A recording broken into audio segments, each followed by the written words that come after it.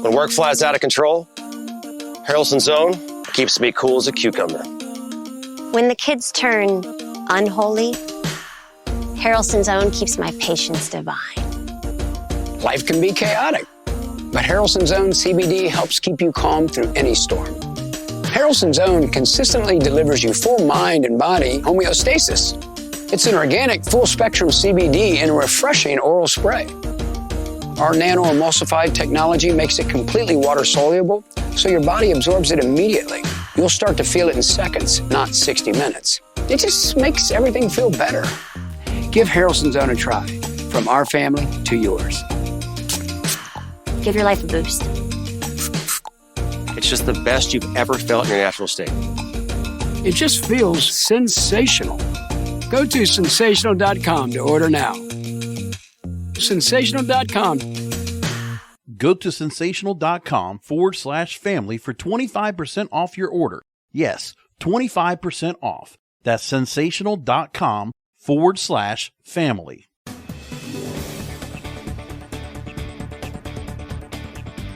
Hello, thanks for tuning in to another episode of NCIA's Cannabis Industry Voice on Cannabis Radio. I'm your host, Bethany Moore. I'm the Director of Communications at the National Cannabis Industry Association. Happy to welcome my guest today, Dr. Gillian Schauer, who was elected CANNRA's first executive director in 2021. CANNRA is the Cannabis Regulators Association, and she has served as a senior advisor to CANNRA before the organization's founding. Dr. Schauer has worked in public health and policy for nearly 2 decades and has a decade of experience working with federal and state agencies on cannabis policy, data monitoring, and research translation. She has a Ph.D. from Emory University and a Master of Public Health from University of Washington and a Bachelor of Science from Northwestern University. CANNRA, as I mentioned, the Cannabis Regulators Association, is a national nonpartisan nonprofit organization of government officials involved in cannabis regulation across more than 40 states and territories. CANNRA provides policymakers and government officials with unbiased information from regulators who are implementing cannabis policy in states and territories. They are not a cannabis advocacy group, and they take no formal position for or against cannabis legalization. This should be a very interesting conversation. Welcome to the show, Dr. Schauer. Thank you so much. Happy to be here. Thanks for having me on. Absolutely. Let's get to know you a little bit better. Let's hear more about your background and your experience before getting involved in cannabis policy, cannabis industry, cannabis movement issues. Yeah, so for the better part of a decade, I worked on tobacco control policy issues. And I decided, I had my master in public health at the time, but I decided to go back and get my PhD. I went to Emory, but I'd been a longtime Washington resident and grew up in Oregon, so a Pacific Northwest person. And while I was getting my PhD, Washington started to talk about legalization, and I became very interested in understanding more about cannabis consumers. A lot of folks around me were making an equivalent statement of, we should, in terms of policy, be thinking about cannabis just like tobacco. And I saw a lot of differences from my vantage. And so in my research, as part of my dissertation and my PhD studies, I became very interested in understanding who's using cannabis, why are they using it. I actually did part of my dissertation interviewing adult cannabis consumers who also use tobacco products to understand were they using cannabis to help them cut down on or quit using tobacco. So I became very interested in the data side to start with. And then while I was writing my dissertation, my home state of Washington did legalize. I had a fellowship as part of my PhD work with the Centers for Disease Control and Prevention. And my boss at the time said, gosh, do you want to take a couple meetings in Washington and maybe Colorado and get an understanding of what states are doing with legalization and what it might mean? And it took me all of one meeting in each state to go back and report that states really needed help, that the federal agencies were not helping states as they were setting up legalization frameworks in the way that we normally would see. FDA was not involved, EPA was not involved. et cetera. And so I got some permission as part of my fellowship, which then became a long-term contract with CDC to work on setting up a multi-state learning collaborative that was mostly with public health officials, but quickly started to engage more regulators to share best practices, understand how states were shaping policy. And that's really how I got into the cannabis space, and how I started working on more on the policy side and more with regulators. Yeah, that's interesting. You were saying regarding before getting involved in cannabis was tobacco primarily, which, there are some similarities I can easily see between tobacco and cannabis, but at the same time, nobody's really claiming tobacco has any medicinal properties. Exactly. To it. Yes, exactly. So, I mean, that kind of experience is very different from cannabis as well. What were your focuses on tobacco? When I was working on tobacco control policy, it was primarily on treatment. Tobacco is one of the most addictive substances around, very different addiction potential than cannabis.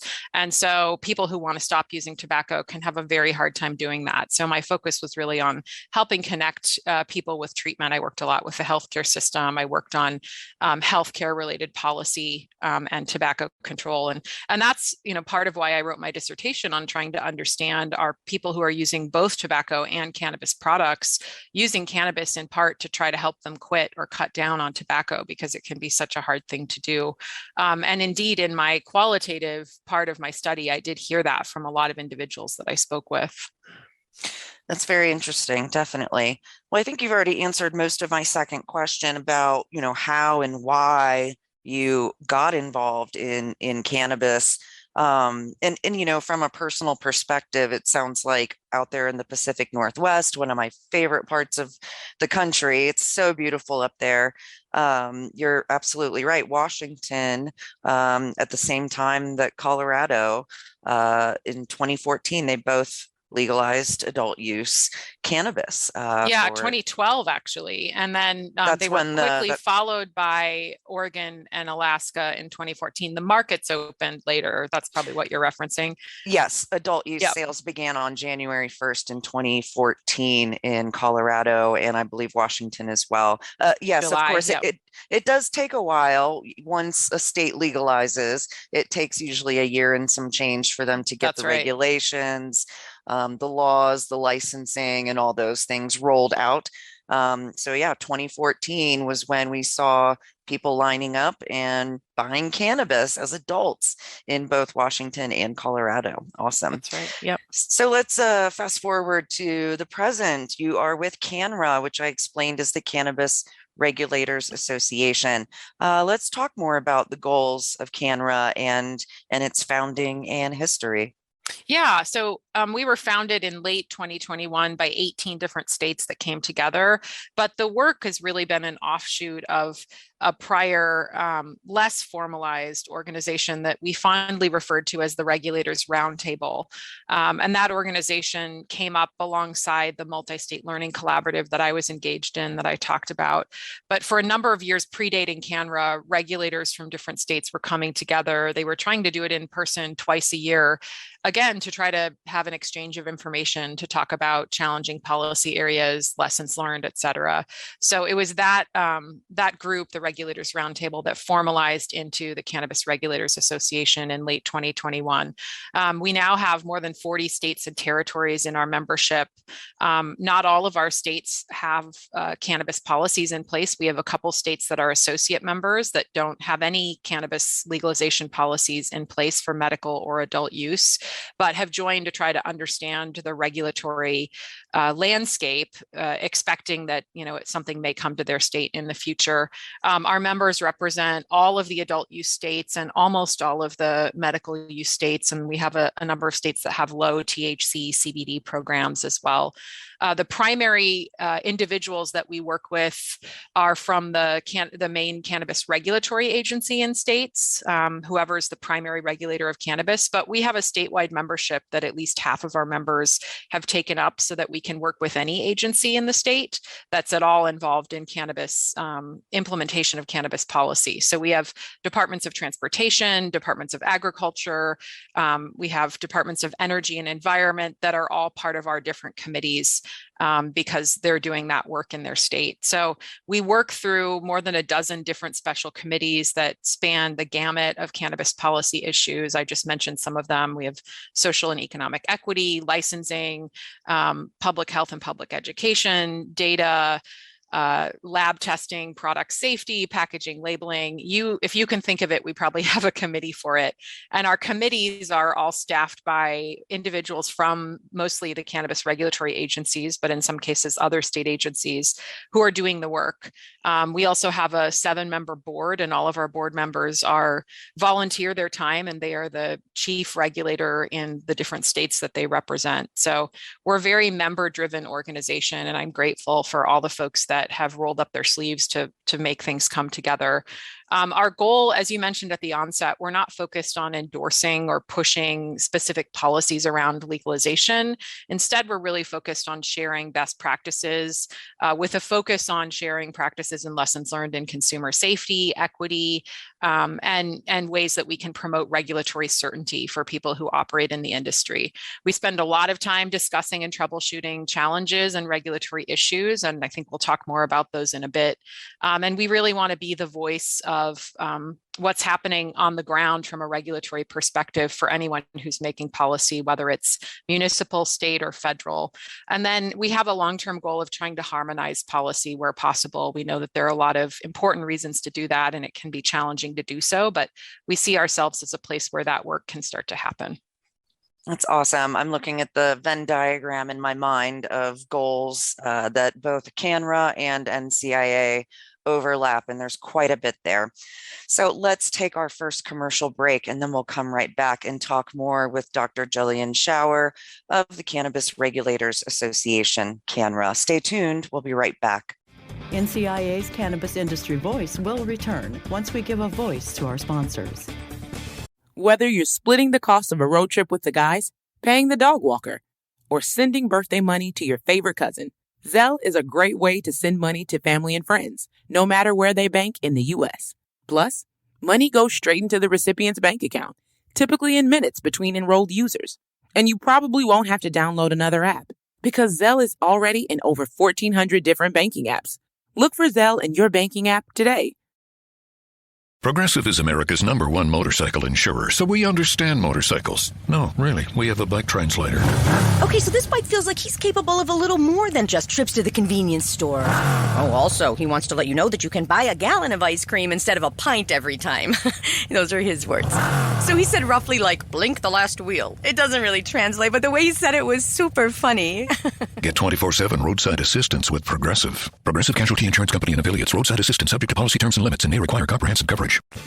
All right, we're back on NCIA's Cannabis Industry Voice on Cannabis Radio. I'm your host, Bethany Moore, and we're talking with Dr. Gillian Schauer from CANNRA, the Cannabis Regulators Association.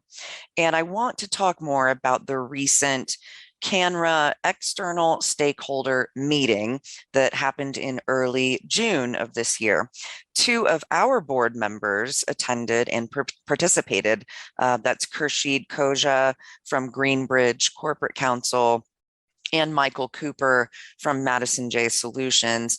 And I know they were excited to be involved in the event. So from your perspective, what happened at the meeting overall? What were the goals of hosting this 2-day conference? Yeah, we were very excited to be able to host this. You know, we were founded in the midst of the COVID-19 pandemic and had not had a chance to come together as a organization or with our stakeholders. And in our first year of our founding, we spent a lot of time kind of getting our own house in order, but we took a lot of calls from stakeholders. And, you know, as you heard at the first segment, I'm a researcher by training, so I truly believe in hearing all different perspectives. And I think it's important that all voices are heard. And that's the approach I've taken with CANNRA. And that's the approach that all of the regulators I know try to take as well. So we took a lot of meetings with people that were reaching out to us as a new organization to talk to us, to share with us their perspectives. And I think, the board and the voting members, the lead regulators in all the states came together and said, it would be great if we can get all these stakeholders into one room to talk about issues, to hear the discussion among the varied stakeholders that a regulator has to hear from. So that was the primary goal of the meeting, to get a wide range of stakeholders from public safety, public health, research, to industry trade associations and coalitions and everyone in between into a room to talk about issues. We focused mainly on national issues.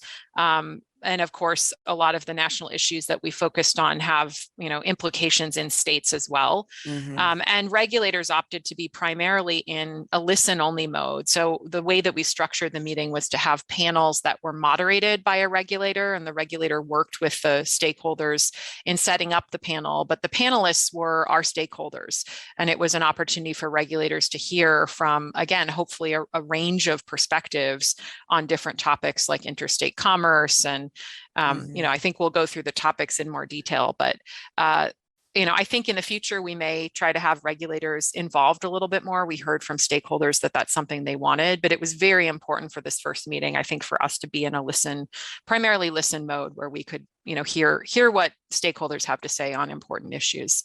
Yeah, I think that makes sense. And, there's certainly a lot to take in when it comes to our industry. It can be like drinking from the fire hose at times. So in addition to cannabis industry experts, like our board members, Khurshid and Michael, who I mentioned, who else was there? Who was not there? And why were certain types of individuals invited to this, but not others? Yeah. So, we kept the meeting fairly small. This was our first go with this meeting. I think it will become an annual meeting, and I'm sure it will grow in size. But we had a range of advocacy organizations in the room working on public health, public safety, social justice, equity. We had a range of non-governmental organizations working with other sectors of the government that interface with cannabis regulation. So AGs, state health officials, legislators, governors, other regulators. We had organizations involved in setting quality standards for the cannabis industry and for cannabis regulators that apply to policy implementation.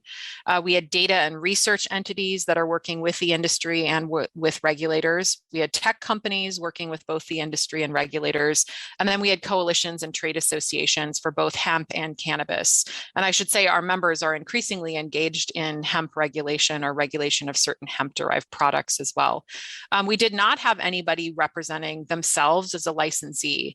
I think it was very important that we did have a number of licensees in the room, but they were there representing coalitions or trade associations that they are engaged with. Mm-hmm. And part of the reason for that is that, we have more than 40 state and territory members and so many different licensees. And we wanted to be careful not to show any favoritism, not to give anybody a voice that others weren't getting. And so instead, we opted to work through trade associations at the national level and try to invite every single one that we could identify and find, and hope that, they truly are representing their membership. And I know, at least in the case of NCIA, that was certainly the situation. And I had a couple in-state licensees email me and say, how can we attend the conference? And I was quick to put them in touch with Khurshid and Michael and make sure that, NCIA was there to represent their questions and perspectives as well.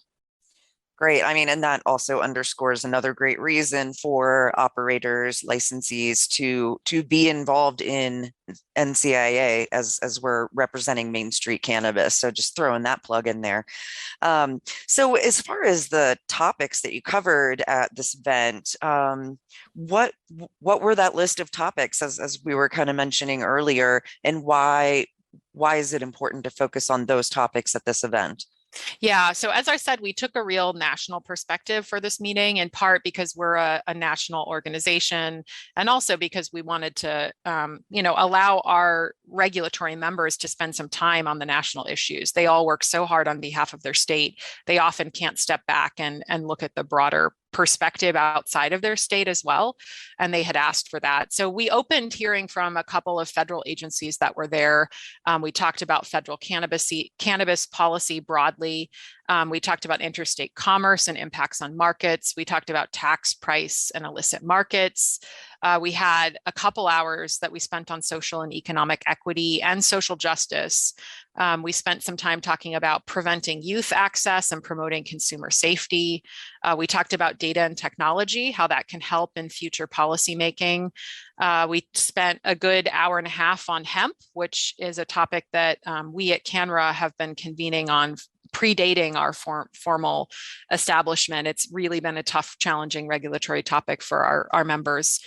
We talked about standard making in cannabis regulation and heard from the major groups that are setting standards.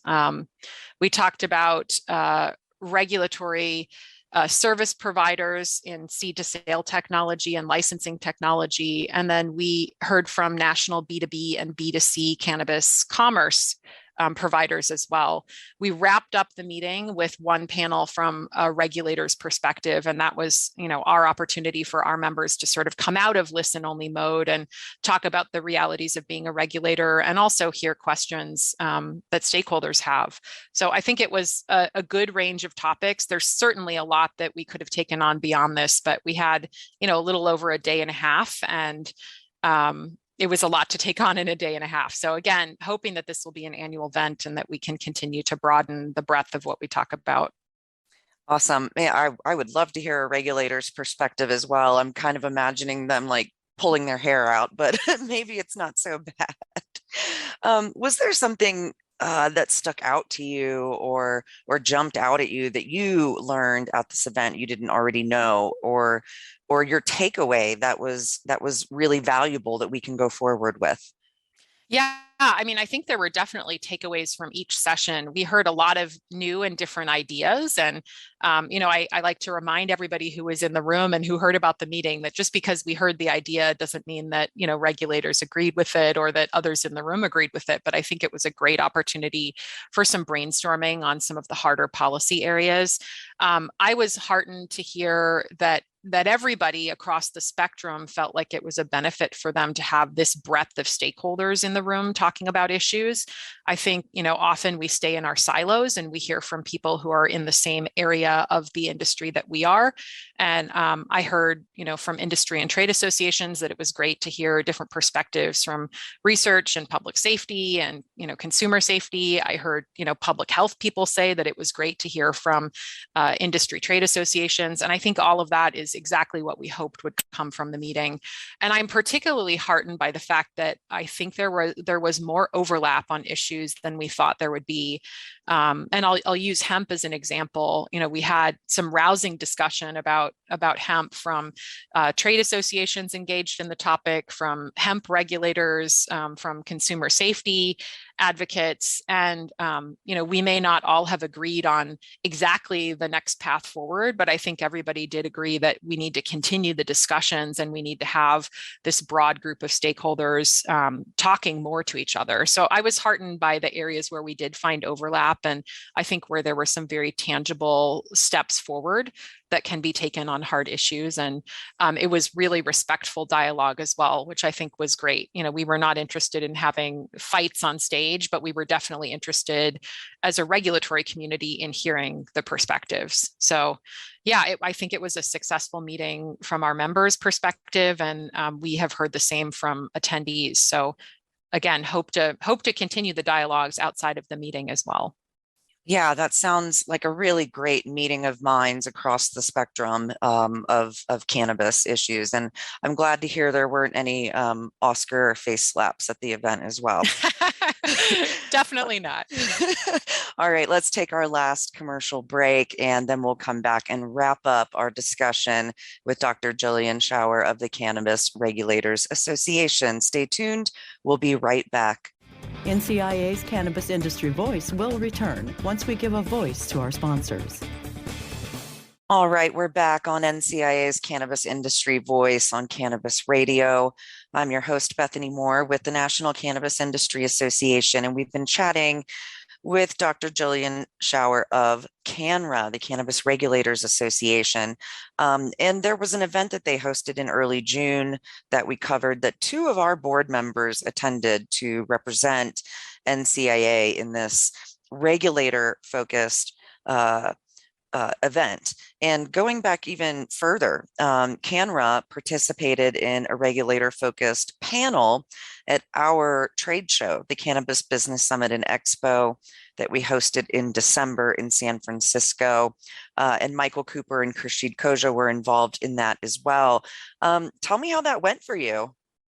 That was, I think, really great for us to be incorporated in that way, and to get to work with Khurshid and Michael more. We had been in touch before and had some calls about where NCIA and CANNRA could collaborate, and Michael and Khurshid suggested this as an opportunity for a panel of regulators to talk to the folks that attend your Cannabis Business Summit and Expo. We focused on a range of issues, predominantly kind of the federal landscape and how states are navigating changes that might be forthcoming federally, and thinking about that. And there was a lot of time for Q&A, and I think stakeholders from NCIA got to ask regulators a lot of questions, and regulators were responsive and took feedback home. And so that's the kind of opportunity that I hope will continue to partner with you all on, finding ways where your stakeholders can be more in touch, not just with their regulator, but in hearing from other regulators as well. As you mentioned, it can be a very challenging job to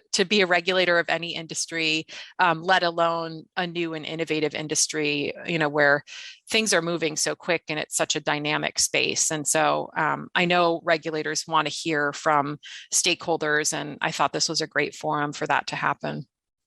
Yeah, absolutely. I agree. I'm glad that there's some collaboration there. And of course, CANNRA and NCIA members have this opportunity to be in touch often as stakeholders. So it's important to have a seat at the table, to have an ear at the table, and have this exchange of dialogue and idea sharing and thought leadership as well.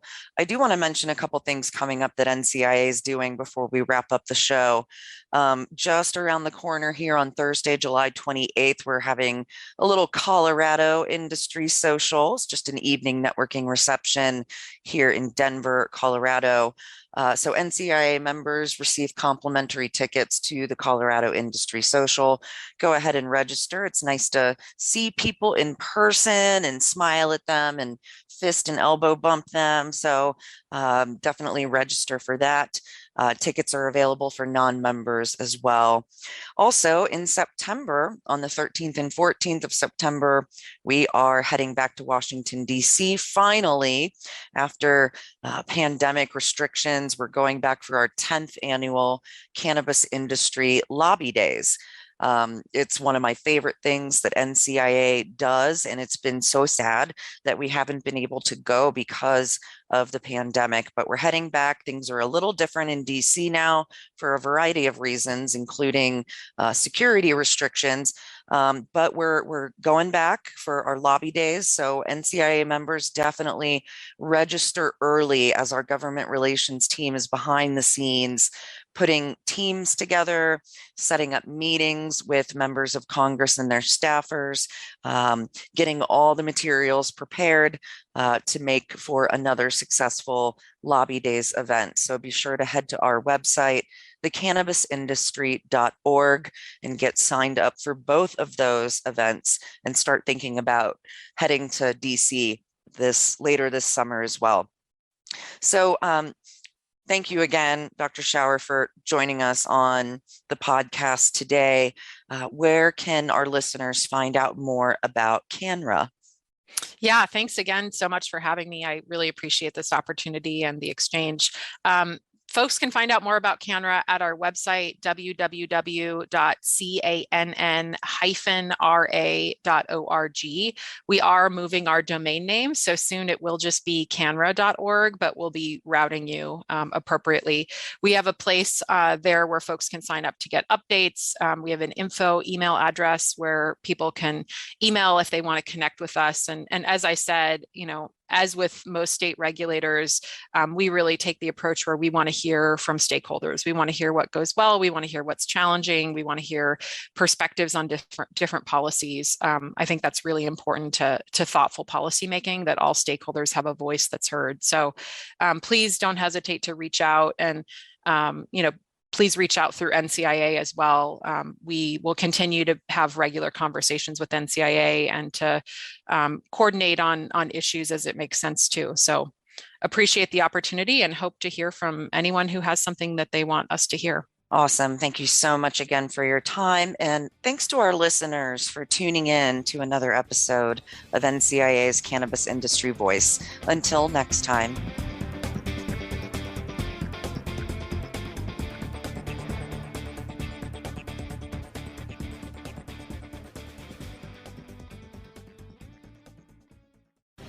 The opinions expressed on this CannabisRadio.com program are those of the guests and hosts and do not necessarily reflect those of the staff and management of CannabisRadio.com. Any rebroadcast, republication, or retransmission of this program without proper consent is prohibited. Drivers who switch and save with Progressive save over $700 on average, and those savings add up. Imagine what you could buy in the future. So I used the savings from switching to Progressive 30 years ago to buy tickets to the championship game. You know, between those two teams that didn't exist 30 years ago. Yeah, I'm a big Alaska Palm Trees fan. Which is a team now? In the future? So switch to Progressive and save big, because those savings can add up in the future. Progressive Casualty Insurance Company and affiliates. National annual average insurance savings by new customer surveyed who saved with Progressive in 2020. Potential savings will vary.